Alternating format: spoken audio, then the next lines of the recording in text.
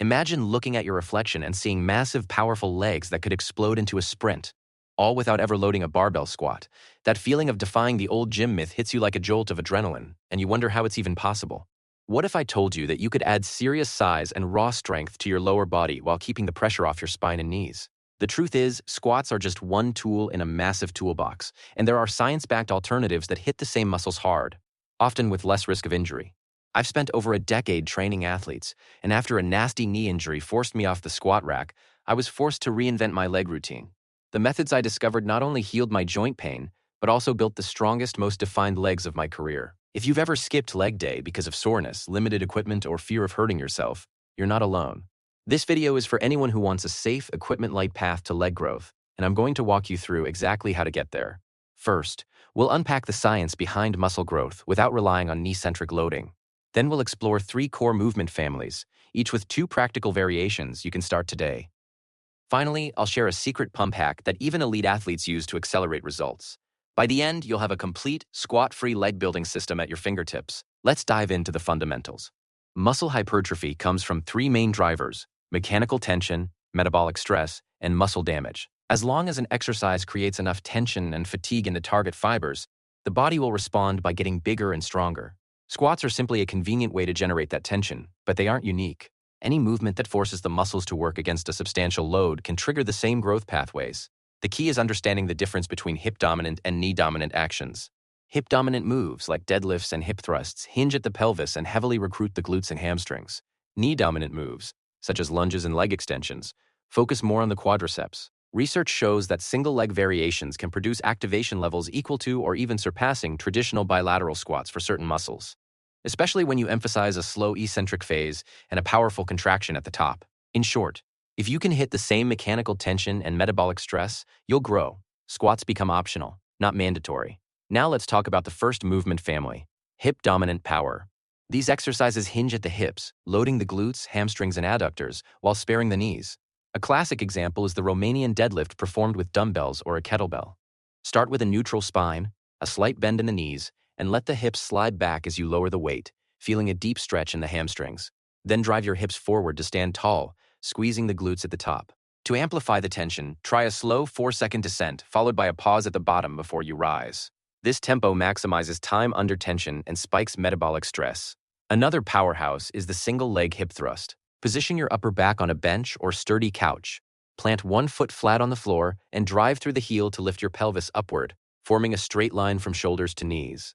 At the peak, squeeze the glutes hard and hold for a moment. You can make this move tougher by adding a weight plate on your hips, looping a resistance band around your thighs, or elevating the foot to increase range of motion. Aim for 3 to 4 sets of 8 to 12 repetitions per leg, training 2 to 3 times each week. Focus on progressive overload by adding a little more weight, an extra rep, or a slower tempo each session. These hip-dominant drills lay the foundation for a strong posterior chain and set the stage for the next set of movements that target the front of the leg. If this is opening your mind to new possibilities, hit that subscribe button and stay tuned for the next phase of our squat-free leg transformation. Moving on to the second movement family, we focus on knee-dominant power. These exercises emphasize the quadriceps, allowing you to build massive front-of-the-leg thickness without the compressive forces that a traditional squat places on the joint. A prime example is the front foot elevated split squat, also known as the Bulgarian split squat, performed with dumbbells at your sides. Set up a sturdy platform, think a low bench or a sturdy box, and place the top of one foot on it while the other foot stays planted firmly on the ground. Keep your torso upright, engage your core, and lower your back knee toward the floor until you feel a deep stretch in the hip flexor of the rear leg. Drive through the front heel to return to the starting position, focusing on a strong contraction of the front thigh at the top. To intensify the stimulus, pause briefly at the bottom and then explode upward, which adds a metabolic stress component that fuels hypertrophy. Another excellent knee-dominant movement is the seated leg extension performed on a machine or with a resistance band anchored behind you. Sit upright, align the pad just above your ankle and extend the knee until the leg is straight, squeezing the quad at the peak. Control the descent for at least 3 seconds to maximize time under tension. If you don't have access to a leg extension machine, loop a heavy resistance band around a sturdy post, place the other end around your ankle, and mimic the same extension motion while seated on a sturdy chair. Adding a pause at the top and a slow eccentric phase will keep the muscle under constant tension, which is the key driver of growth. When programming these knee-dominant moves, aim for 3 to 4 sets of 8 to 12 repetitions per leg, hitting them 2 to 3 times per week. Progression can come from adding a little more weight, increasing the number of reps, or simply slowing down the eccentric portion. Remember, the goal is to create enough mechanical tension and metabolic stress to trigger that hypertrophic response, just as we did with the hip-dominant drills. Now let's transition to the third movement family, dynamic and plyometric work that builds both size and explosive strength.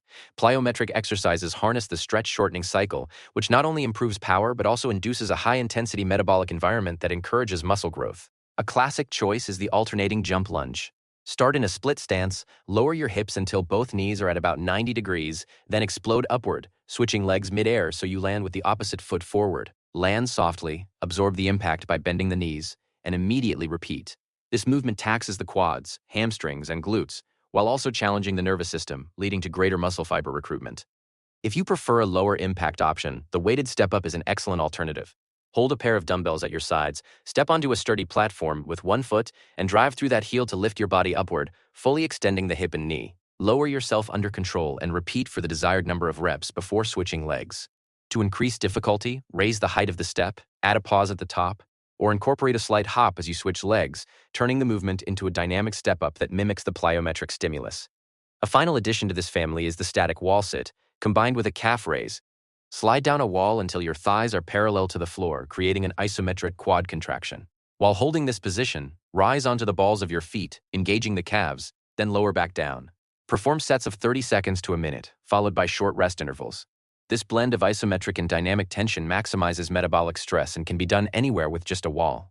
With these three families, hip-dominant power, knee-dominant power, and dynamic plyometrics, you now have a complete toolbox for leg growth without ever performing a traditional squat. The secret lies in consistently applying progressive overload, varying tempo, and ensuring you hit each muscle group from multiple angles. By rotating through these movement families each week, you'll keep the stimulus fresh, avoid plateaus, and continue building leg mass and strength. Before we wrap up, I want to share a bonus hack that elite athletes swear by: the blood flow restriction technique. By wrapping a light elastic band just above the knee or around the upper thigh during a low-load exercise, think light dumbbell leg extensions or bodyweight glute bridges, you restrict venous return while still allowing arterial inflow. This creates a hypoxic environment in the muscle, amplifying metabolic stress and triggering a strong anabolic response even with modest weights. Use a band that's snug but not painful. Aim for a restriction level that you can maintain comfortably for about 15 to 20 minutes, and pair it with a set of 12 to 15 repetitions. Start with a light load, about 20 to 30% of your usual working weight, and you'll often see comparable gains to heavy training after just a few weeks. As always, listen to your body and discontinue if you feel any numbness or excessive discomfort. Now that you've got the science, the movement families, and the bonus hack, it's time to put the plan into action. Pick one exercise from each family to start, track your sets, reps, and tempo, and gradually increase the challenge each session. Consistency will be your biggest ally, and you'll soon notice stronger, fuller legs without ever stepping under a squat rack. If you found these insights useful, let me know in the comments what exercises you're most excited to try, or share any squat-free leg routines that have worked for you. Your feedback helps shape future videos and creates a community where we all grow stronger together. And if you haven't already, consider subscribing so you won't miss the next deep dive on upper body hypertrophy without traditional presses, as well as a future episode that tackles core development with minimal equipment. A quick like also lets the algorithm know this content is valuable, helping more people discover these squat-free strategies. Remember, the path to massive legs isn't paved with a single movement. It's built with varied, purposeful training that respects your body's unique needs. Stay curious, stay consistent, and keep pushing the limits of what you thought was possible without squats. Until next time, train hard, stay safe, and enjoy the journey of sculpting powerful legs on your own terms.